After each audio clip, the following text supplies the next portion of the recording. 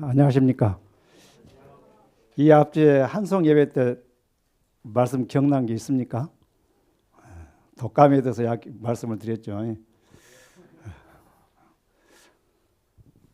왜 독감이 이렇게 우리나라가 많은가 했더니 첫째 마음이 안정된 사람들이 많은 것 같아요. 국가적인 문제 때문에 그렇고, 그다음에 또 이 감기가 올 수 있는 것 첫째가 뭐라고 말씀드렸던가요? 체온 조절을 잘하라고. 그다음에 두 번째는요, 가을하지 않도록, 피곤하지 않도록 몸 관리를 잘하라고 했습니다. 첫째가 이 체온 관리를 잘하는 방법은 어떻게 해야 돼요?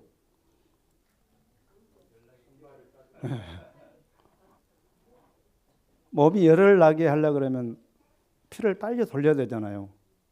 피를 빨리 돌리려면 운동을 해도, 운동도 아무 때나 하면 돼요.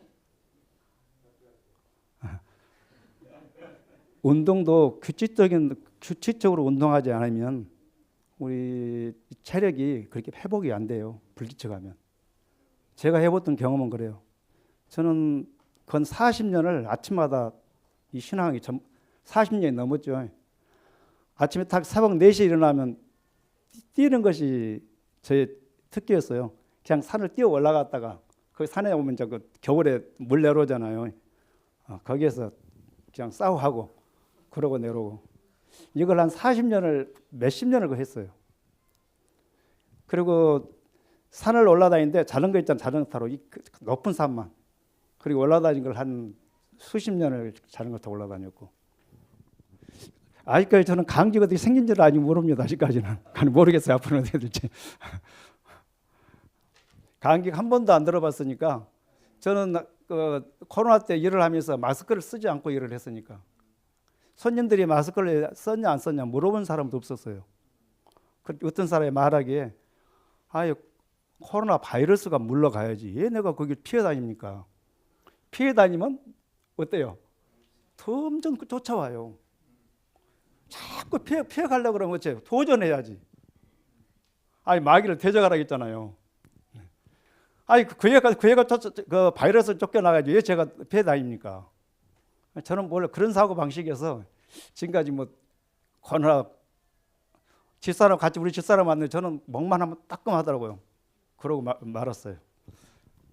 자, 우리 앞에 그 독감에서 이야기 잘해서 감사합니다. 저는 특별히 한 사나이를 좀 봤어요. 제가 그 사람이 50대인데 불도저 같더라고요. 불도저. 그냥 한번 그 목표가 정해지니까 그 목표가 달성할 때까지 몸이 부서진지 자기가 이것이 결단내는지 그냥 결국 몸이 부서지더라고요.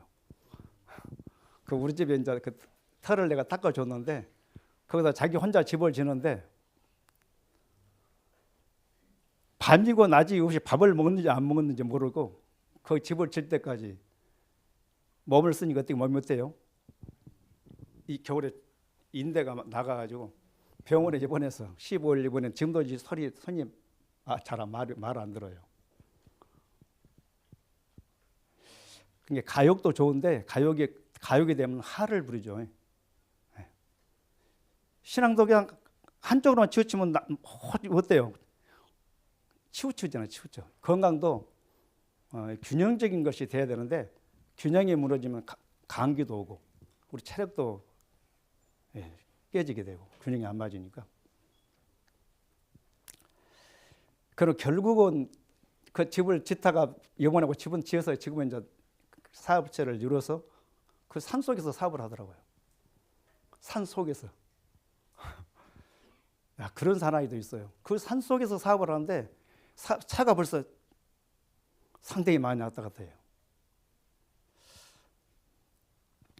저는 오늘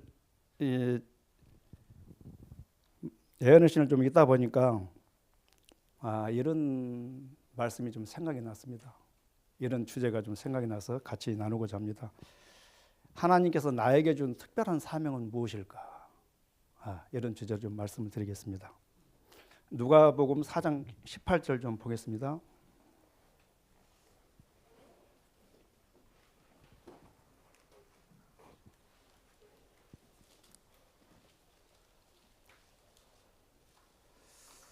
요가복음 4장 18절 주의 성령이 내게 임하셨으니 이는 가난한 자에게 복음을 전하게 하시려고 내게 기름을 부으시고 나를 보내사 포로된 자에게 자유를 눈먼 자에게 다시 보게 함을 전파하며 눌린 자를 자유케 하고. 이걸 주석을 좀 찾다 보니까 종록에단 1장에 이렇게 말씀을 하시더라고요. 예수께서는 지상에서 하실 자신의 사역에 대해 말씀하셨다. 저는 이것을 예수님께서 덕인에게는 지상에서 하실 나의 사명을 말씀하셨다. 저는 이렇게 읽었어요.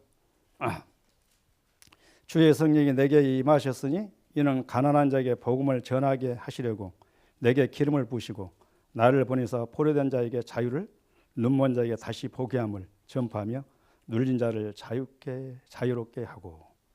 이것이 그분의 임무였다. 이것이 나의 임무였다. 예수께서는 두루 다니시며 선을 행하시고 사탄으로 말미암아 병든 자를 고쳐 주셨다. 고통의 부르짖음이 전혀 들리지 않는 마을도 있었다. 고통의 부르짖음이 전혀 들리지 않는 곳은 누가 지나가신 곳이에요? 예수님께서 지나가신 곳이에요.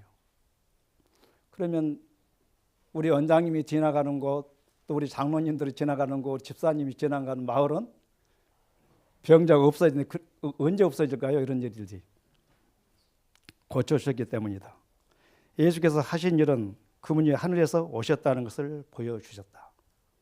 그러면서 사랑과 자비와 동정이 그분 삶의 모든 행동에 나타났다. 그분의 마음은 인류를 위한 따뜻한 사랑으로 감동되었다.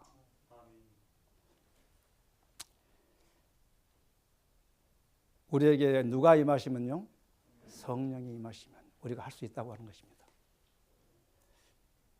그런데 그분은 왜 성령이 이렇게 그렇게 충만하게 임하셨는가? 그분은 아버지 하나님과 완전한 연결 속에서 하나가 됐기 때문입니다. 이걸 쟁투의 458쪽에서 그쪽에 보면은 지나간 시대처럼 오늘날도 이 시대의 죄와 오류를 책망하는 질을 증거하면 반대를 당할 것이다. 요한복음 3장 20절에 악을 행하는 자마다 빛을 미워하여 빛으로 오지 아니하나니 이는 그 행위가 드러날까 하며. 사람들이 성경으로 그들의 입장을 지탱할 수 없음을 알게 되자 많은 사람들은 온갖 어려움을 무릅쓰고 그것을 악을 어두움을 지탱하기로 결심하고 인기가 없는 진리를 옹호하는 자들에 대하여 악으로서 그 인격과 동기를 공격한다. 이러한 일은 어떤 시대를 막론하고 있었다. 사람들이 그렇게 이 빛보다는 어둠을 좋아한 것 같아요.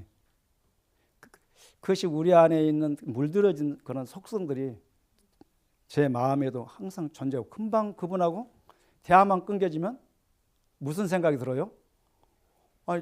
다른 생각이 들어오려고 그래요. 엘리야는 이스라엘을 괴롭게 하는 자라는 말을 들었고 에레미야는 배반자라는 말을 들었고 바울 사도는 성전을 더럽히는 자라는 무고를 당하였다. 그때부터 오늘날에 이르기까지 진리에 충성하는 자들은 치안을 문란케 하는 자, 이단자, 분열을 좋아하는 자라는 등의 비난을 받아왔다. 그럼 저는 치안을 문란케 하는 자, 이단자, 분열을 좋아하는 자는 그런 비난을 듣고 있는가? 우리 주은 씨는 그렇게 듣고 있습니까? 이제 사람들이 말은 하지 않지만 아이고 이단교회 다니나요? 이런 말은 하잖아요. 그런 말은 자주 듣는 것 같아요. 그런데 뭐 치안을 문란케 하는 자, 분열을 좋아하는 자 이런 말은 들어본 적이 없습니다. 이단교회 다니고 있네요. 이런 말은 많이 들어봤지만 애언의 확실한 말씀을 전혀 받아들이지 않는 많은 사람들은 유행을 따른 죄를 담대하게 책망하는 자들에 대한 비난과 공격을 의심 없이 믿어버린다. 이런 정신은 더욱더 증가될 것이다. 성경은 장차 국가의 법령과 하나님의 율법이 서로 상치되고 하나님의 모든 계명을 순종하는 자는 누구든지 악을 행하는 자처럼 비난받고 벌을 받을 때가 가까이 오고 있다. 하나님의 모든 계명을 순종하는 자는 누구든지 악을 행하는 자처럼 비난도 받고 벌을 받고 또 핍박을 받을 때가 곧 우리 앞에 닥쳐오고 있답니다. 준비는 잘 되셨습니까? 준비를 잘 우리 해야겠습니다. 개국 다니엘서 12장 1절에 보면 개국일이 없는 환란이 우리에게 와 있다고 그러지 않습니까? 그 환란이 얼마나 무서웠는지 우리는 경험해 못 봤지만 이 개혁자들이 당했던 그것보다 더 무서운 우리에게 핍박이 우리 앞에 있다고 하는 것입니다. 목사 236페이지에는 은혜의 기름을 어느 사람이 다른 사람에게 빌려줄 수 없을 것이며 미련한 처녀들에게는 불법을 행하는 자에게는 하나님을 모르는 자에게는 하나님과 관계가 없는 자에게는 스스로 기름을 살 시간이 없을 것이다. 의인은 하나님의 계명을 지키는 자들이며 그런데 하나님의 계명을 지킬 수 없는 것이라고 하면은 이 말씀하고 안 맞잖아요. 그들은 하나님의 율법을 짓밟은 불순종하며 불의한 자들과 영원히 분리될 것이다. 그 충성되고 지혜 있는 종은 누구인가?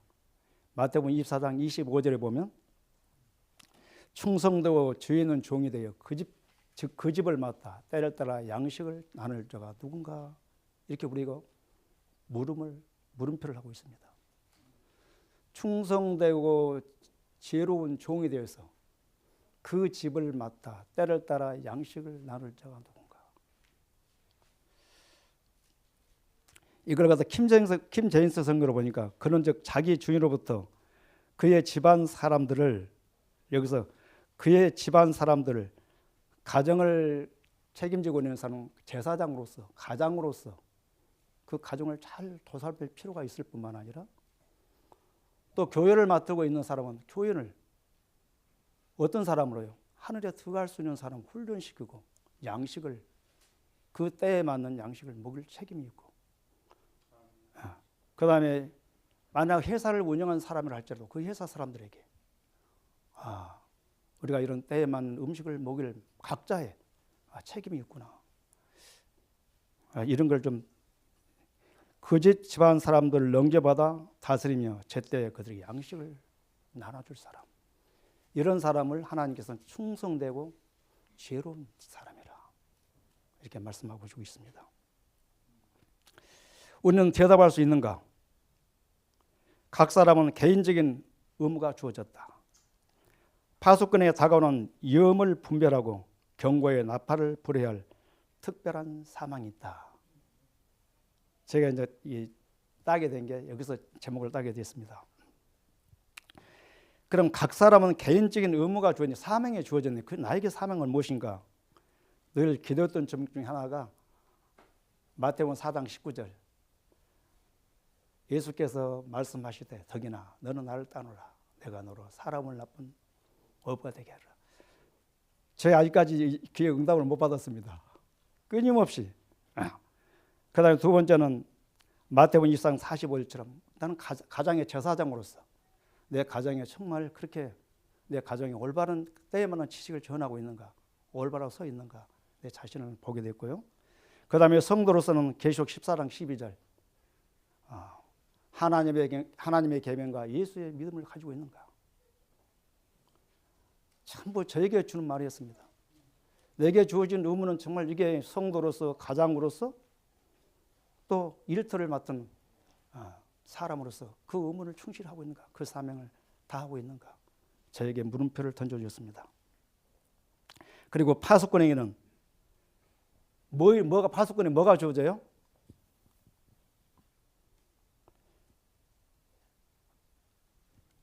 파수꾼은 나팔이 주어지잖아요. 나팔이 분명한 소리를 내지 못하면요, 전쟁을 어떻게 준비해요? 그것이 이제 고린도전서 14장 8절에 나오잖아요. 파수꾼이 나팔을 부는 거 분명하지 않으면 우리가 전쟁을 어떻게 준비하랴? 가정에서 부는 나팔도 정말 분명해야 되고, 또 교회에서 부러진 나팔도 분명해야 되고, 또 일터에서도 자기가 주어진 일에 분명한 삶을 살아야 된다고 이렇게 말씀해 주고 있습니다. 그러면서 그리스도의 십자가의 군병들은, 우리는 누구의 군병들이에요? 십자가의 군병들은 예민하게 알아들 길을 가져야 한다. 이사야 58장 1절에는 이거 없는 걸 제가 이제 이은 것입니다. 크게 저라 아끼지 말라. 내 목소리를 나팔같이 날려. 내 백성의 죄를 야곱의 허물을 말하라고 우리에게 임무를 주신 것입니다. 이것이 누가 부려야 할 것들이요? 파수꾼들이 부려야 할 것들입니다. 그리고 가정에서 또 자기가 맡은 일터에서 분명한 소리를 내라고 우리에게 주신 말씀입니다. 그런데 저는 이 세 가지 중에서 과연 한 가지로 담당하고 있을까? 제 자신을 좀 다시 한번 물음표를 가져봅니다. 각자 책임질 자리에서 그들은 분명한 소리로 나팔을 불어 모든 사람이 전투를 위해 갑옷을 입을 수 있게 해줘야 한다. 보통 나팔은 이 성소에 보면은 제사장들이 그런 파수꾼이 불잖아요. 파수꾼의 이 나팔 소리가 분명하지 않으면 백성이 어떻게 준비를 하겠습니까? 십자가 군사로서. 이 군사는 어떤 전쟁보다도 세상에 있는 전쟁보다 더 강력하고 더 정말 투쟁이 심한 그런 전투잖아요.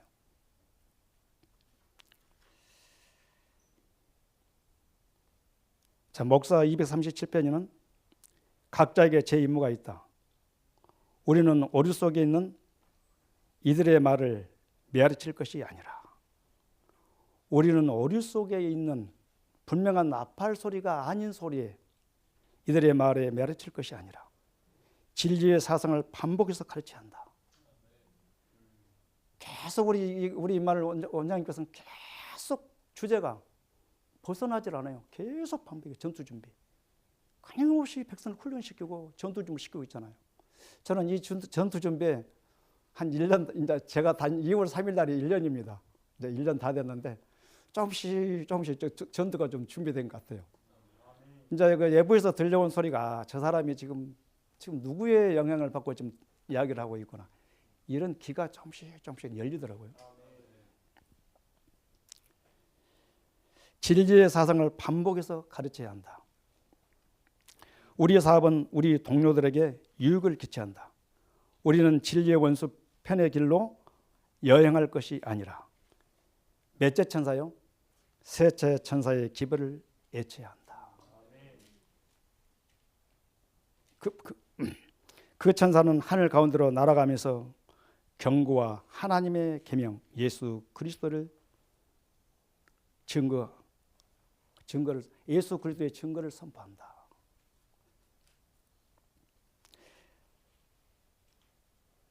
그리고 이제 쟁투 93페이지에 제가 여기서 이제 이 주제를 따서 제목을 정하게 됐습니다. 쟁투 93페이지에 하나님께서는 이클리프에게 그의 사업을 지정해 주셨다. 그럼 나의 사업은 뭐지? 이렇게 의문을 갖다가 이게 있게 됐어요. 하나님께서는 그의 입에 진리의 말씀을 주시고 그 말씀이 백성들에게 전해지게 하시고자 그의 신변을 지키셨다. 얼마나 위험했어요. 그리하여 개혁의 이대한 사업을 위한 기초가 놓일 때까지 그의 생명은 보호되고 그의 활동은 연장됐다. 이클리프는 나는 여기 동산교회 모든 우리 식구들은 우리 박 원장님은 윤 목사님은 암흑시대의 흑암 속에서 나타났다. 암흑시대의 흑암 속에서 나타났다. 지금은 정말 흑암 시대입니까? 밝은 영적으로 밝은 시대입니까? 네. 얼마나 어두워요? 네. 칠흑같이 어두운 시대입니다. 그런데 지금 이 성경과 이 복음은 온 세계에 지금 다 퍼져 있잖아요. 그런데 왜 우리 장자님 그러면 이렇게 칠흑같이 어둡습니까?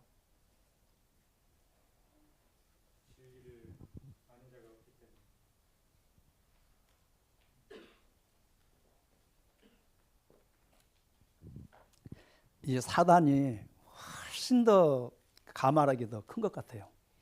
사람의 가지고 있는 이 본질, 우리 사람의 본질을 가장 잘 아신 분이 하나님이시지만 오늘 끊임없이 이 마귀가 우리의 본질을 너무 연구해가지고 좀만 틈만 보이면 그 속으로 우리를 지배한 것 같아요. 약간의 틈만 가져도. 제가 다음에 이 사람의 인간의 본질을 쭉 다음 주에 해놨는데 얼마나 사단은 우리 인간의 본질을 연구를 많이 했는지 조금만 틈이 보여도 감당하지 못할 정도로 그렇게 사단이 우리를 지배하고 있더라고요. 아니 그렇죠. 제가 보니까 이 인간의 본질을 연구하다 보니까 나는 좀 예수님 편에 서 있는 줄 알았어요. 왜 누구 편에 서 있어요? 누구 같아요? 사단에게 잡혀 있는 게 많았어요. 우리가 사단의 종인지 잡혔는지 알게 해요, 모르게 해요? 알지 못하도록 그렇게 은밀하게 우리를 지배하고 있다는 것입니다. 그래서 우리가 진리의 불명을 서지 아니하면 우리는 넘어진 게 순간이더라고요. 이클리프는 나는 암흑시대의 흑암 속에서 나타났다. 그와 같이 개혁사업에 기초를 놓을 사람이 그 전에는 한 사람도 없었다. 그 당시에도 얼마나 교회가 많았습니까? 천주교가 온 세계를 지배하고 있었잖아요. 그런데 뭐라고요? 그전에는 개혁사업에 기초를 놓을 사람이 그전에는 한 사람도 없었다. 침례 따라서 한번 해보세요. 침례 요한과 같이 한번 따라서 한번 해보세요. 침례 요한과 같이 이클리프는 특수한 사명을 수행하기 위하여 열어난 새 시대의 선구자였다. 이것이 우리가 누가요? 우리가 이클리프처럼 새 시대에 이 칠흑같이 어두운 시대 새 선구자잖아요. 선구자. 우리 윤무사님 그러잖아요. 이 선구자 나왔잖아요. 지금 예치고 있잖아요. 미국까지 기별이 지금 들어갔답니다. 우리 윤무사님 예칭 기별이. 네.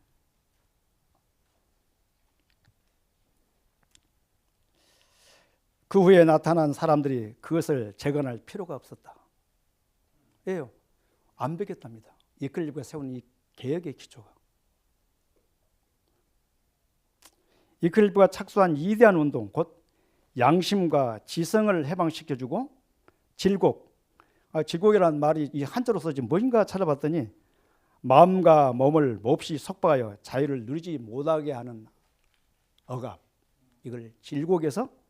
그러니까 그 당시 얼마나 이 천주교의 이 암흑 시대에 그들이 이 양심이 짓밟히고 억압받았습니까?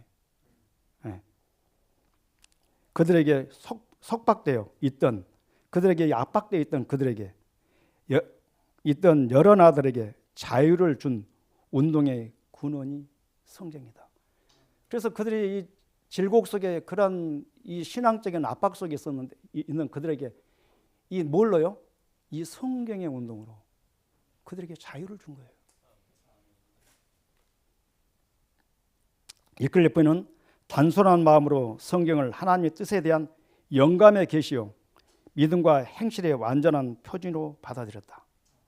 그는 일찍이 로마 교회를 거룩하고 절대 무류의 권위를 가진 교회로 여기고 천여 년 동안에 걸쳐서 확립된 그 교리와 간섭을 절대적인 존경심으로 받아들여야 한다는 교육을 받았다. 그러나 그는 하나님의 거룩한 말씀을 순종하게 하여 이 모든 것들로부터 돌아섰다. 이게 가능할까요? 돌아선다는 게?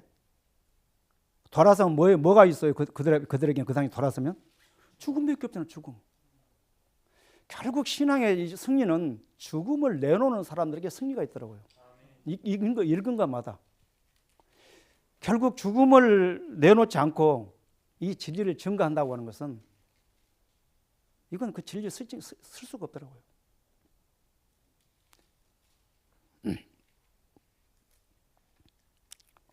순종하기 위하여 이 모든 것들부터 돌아섰다. 나는 이걸 읽으면서 진리를 전하기 위하여 그 당시에 온 국가와 종교가 지배했잖아요. 거기에 반대하면 죽음밖에 없는. 그 죽음을 내놓고 하나님 편에 섰더라고요. 이 거룩한 말씀은 그가 백성들로 하여금 깨닫게 하고자 역설한 권위의 말씀이었다. 유일의 참 권위는 법왕을 통하여 말하고 있는 교회가 아니라, 이 말을 다시 한번 오늘날 교회를 통해서 말씀하시는 사람들의 말이 아니라, 목사들의 말이 아니라 성경을 통하여 말씀하시는, 예언을 통하여 말씀하시는 하나님의 음성이라고 그는 주장하였다. 그리고 그는 성경이 하나님의 뜻의 완전한 계시인 동시에 성령께서 성경의 유일한 해석자이므로 모든 사람들은 성경의 가르침을 연구하여 스스로 자기의 본분을 깨달아야 한다고 가르쳤다. 스스로 연구하여, 그렇게 하여 그는 사람들의 마음을 법암과 노마 교회로부터 성경 말씀으로 돌이켰다. 법왕과 노예 교회로부터, 원래 이게 생각이 안 났어요. 그 당시는 노마 교회와 법왕이 하나였잖아요. 하나. 오늘날도 뭐 제칠 안식일 예수 교련교와 또 교회가, 이 교회단의 제도와 우리 교회가 하나인 것처럼,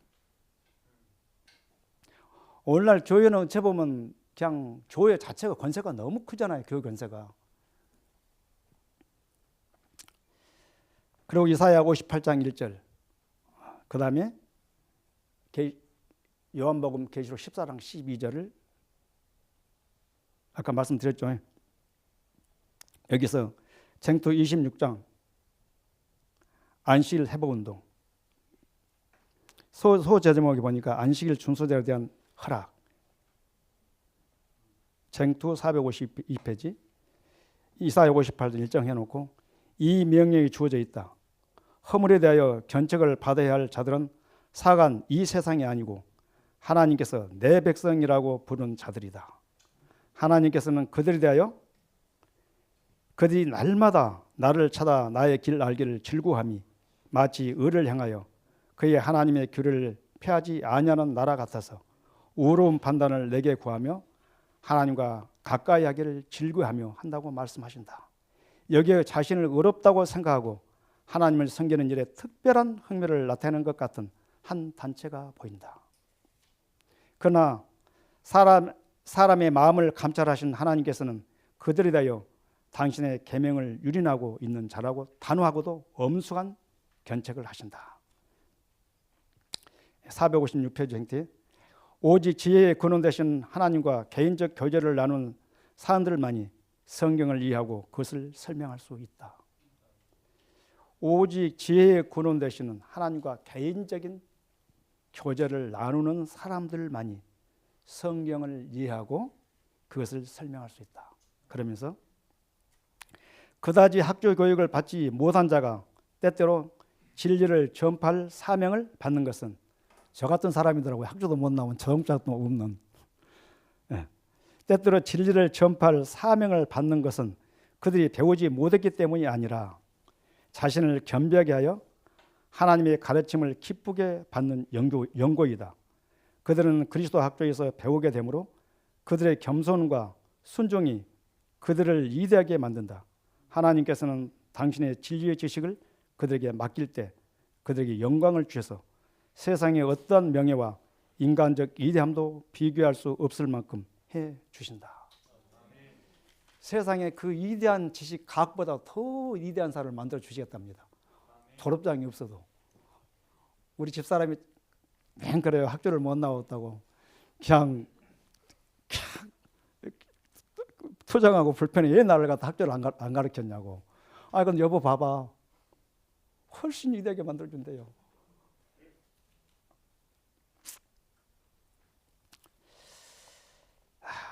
시간이 너무 빨리 가네요. 아이고, 마지막 그 결론을 지어야 되는데, 목사 89페이지, 심령을 정결케 하는 일이 필요함. 나는 배틀기에 책임 있는 자리에 앉은 이들에게 질문한다. 그대들은 무엇을 하고 있는가? 그대들은 주님께로부터 얼굴을 돌린 것이 아니라 등을 돌렸다. 그대들은 가장 중요한 주제들, 주 하나님, 영원한 진리, 영원한 의, 관련하여 마음과 느낌과 공감성과 말들이 정결하게 될 필요가 있다. 이 시대에 전해야 할 기별은 무엇인가? 그것은 셋째 천사의 기별이다. 그러면서 그대들은 발에서 신을 벗어라. 왜 신을 벗어라 했을까요? 우리 요한 왜 신을 벗어라 했어요? 예. 제가 생각하는 신을 벗어라는 성경에서 구별되라. 예. 발에는 뭐가 많이 묻어요? 세상에 예. 많은 소위 발을 왜 벗으라 해서 생각해 보면 우리가 세상에 너무 많은 이 발에는 먼지, 때, 펠거 다 묻잖아요. 그래서 우리 안에 우리 마음속에 더러운 죄들, 흔적들, 모양들 다 버리라고 하는 하나님의 우리 자신을 내려놓고 자아를 비라고 하는 말씀이더라고요.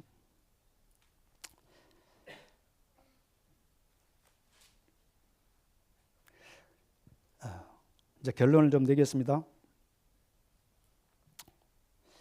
기별 389페이지에 사단은 온 세상을 자신의 대열로 이끌어들이고 있는데 오직 하나님의 요구에 신실한 소수만이, 누구만요? 하나님의 요구에 신실한 소수만이. 그럼 하나님께서 우리에게 요구하는 것이 무엇인데 신실한 소수만이만 될까? 하나님께서 우리에게 요구하는 것이 뭘까? 그걸 생각하다 보니까 여기서 말씀한 것처럼 정말 진리 앞에 두려움도 없이 목숨도 내놓을 수 없을 만큼 진리는 진리다라고 말할 수 있는 사람, 하나님의 계명에 예수의 증거하는 사람, 하나님의 계명과 믿음을 증거하는 담대한 사람, 목숨을 내놓은 사람, 이 이클류 같은 사람, 소수밖에 이 말이 맞더라고요. 소수만이 그를 대항할 수 있을 것이며 그는 이러한 자들도 정복하고자 노력하고 있다. 이클류 같은 마르틴 루터 같은 사람도 정복하면 한번 굴복하잖아요. 다시 일어서지만. 그런데 우리는 그런 만났어요, 안 만났어요? 우리는 그걸 안 너무 신앙이 편한 것입니다. 한 번도 안 만났어요. 과연 그런 보다 훨씬 더 무서운 투쟁이 우리에게 올 때 과연 이 소수 정예부대 기도원의 300명으로 우리가 그 나팔을 풀 수 있겠는가? 분명한 나팔수를 낼 수 있겠는가? 그는 이러한 소수도 정복하자 노력할 것이다.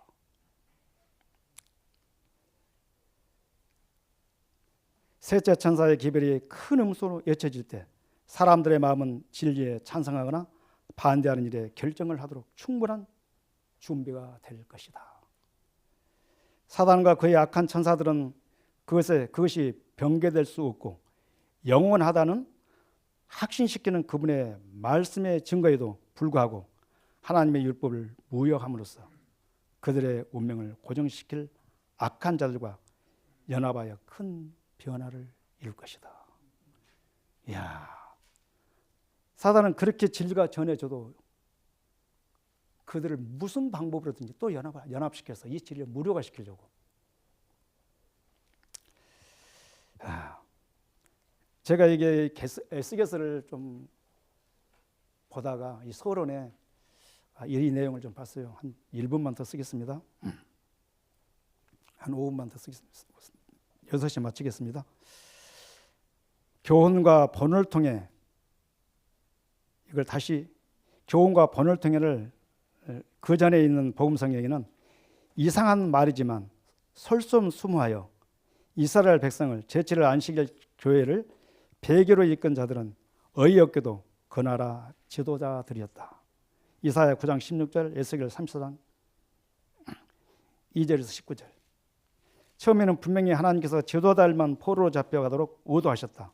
다니엘서 1장 3절 4절에 그랬는데 대부분의 백성은 징계를 받는 지도자의 무리가 하나님께서 선택하시는 길로 자신들을 인도하기 위해 돌아오기를 기다리며 유다에 남아 있어야 했다. 유대 백성이 하나님께서 의도하신 대로 느부갓네살에게 기꺼이 복종했다면 예레미야 20장 1절에 22절 예루살렘 도성과 그의 장려한 성전은 그대로 보존됐을 것이며 유배자들이 귀환했을 때 당면했던 1세기 동안의 지체와 고난과 실망을 면할 수 있었을 것이었다. 그런데 과연 그 다른 나라에 항복을 하라고 권할 그런 관료가 있을까요? 그건 항복하라고 권할 사람은 배반자로, 그 다음에 국가의 배신자로 낙인 찍힐 건데. 그런데 유일하게 말씀했던 에레미야 선지자뿐이잖아요. 그래서 뭘로 뵀어요? 나라를 배도하는 배교자. 그렇게 낙인 찍잖아요. 오늘도 우리 교단에 서서 과연 이 진리를 죄에 관한 문제, 그 다음에 예수의 인성의 문제, 안전의 문제를 교단에서 분명한 나팔을 분다면 이 단에 세워줄까요? 그냥 단에서 끌어내릴 거라고 생각이 됩니다. 그러나 에레미야는 그것이 진리였기 때문에, 하나님 말씀이었기 때문에 순종해서 국가의 배반자로 낙인자로 찍혔지만 그 길을 걸어가는 사람들이 참된 진리의 선구자고 진리의 사명을 가진 사람들로 생각이 됩니다. 하나님께서 우리 모두를 그렇게 불렀기 때문에 우리는 그렇게 진리를 전한 마지막 남는 사람이 되시길 바랍니다. 참이 315장 한번 좀 하겠습니다. 우리 주원이 좀 같이 좀 불러줄게. 제가 곡을 잘 못 맞추겠더라고.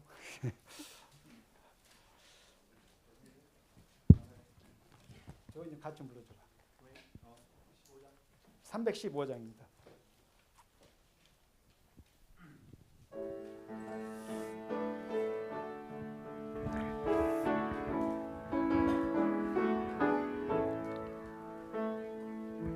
인자한 주께서 부르시네 부르시네 부르시네 사랑의 햇빛을 외버리고 점점 더 멀리 가나 지금 오라 지금 오라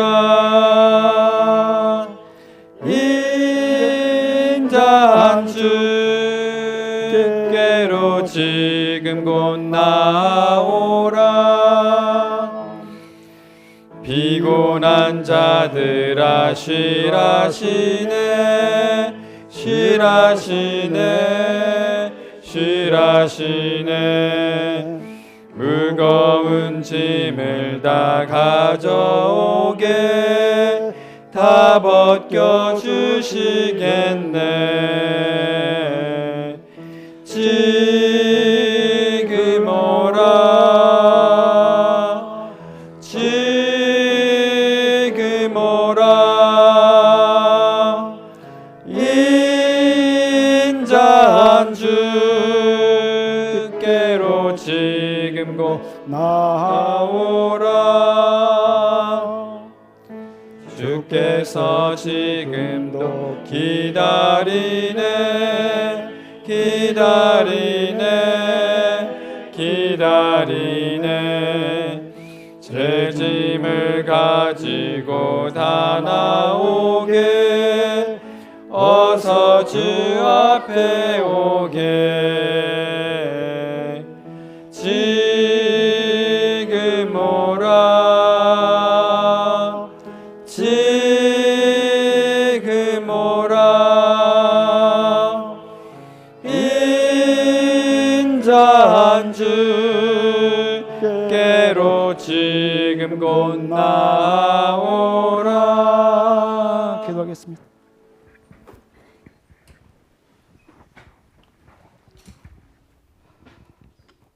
감사하신 아버지 하나님, 안식일 한송 예배를 통해서 우리가 해야 할 일이 무엇인지, 우리가 분명한 나팔을 불어야 할지를 말씀해 주고 있습니다. 아버지, 그것이 죽음이 온다 할지라도, 내 목숨을 내놓는다 할지라도 분명한 나팔을 불라고 말씀하셨사오니 아버지, 그런 사람으로 아버지 통산 모든 식구들을 준비시켜 주시옵소서. 아버지 이 시대에 우리에게 주신 깃발에 우리는 분명히 다 알고 있습니다. 아버지 큰 소로 예찰하겠습니다. 아끼지도 남기지도 말라겠습니다. 분명하게 불하게 싸우니 아버지 우리를 그렇게 탐대한 사람, 마지막 사단한 그 소수의 정예분까지라도 낙심시키려고 정복하려고 온 힘을 다 길러온 이 마당에 아버지 우리 마음에 오직 성령의 은혜가 필요합니다. 그리스도의 그 말씀을 늘 가슴에 새기는, 그리고 가슴에 새기고 다니는 그런 사람 되게 해주십시오.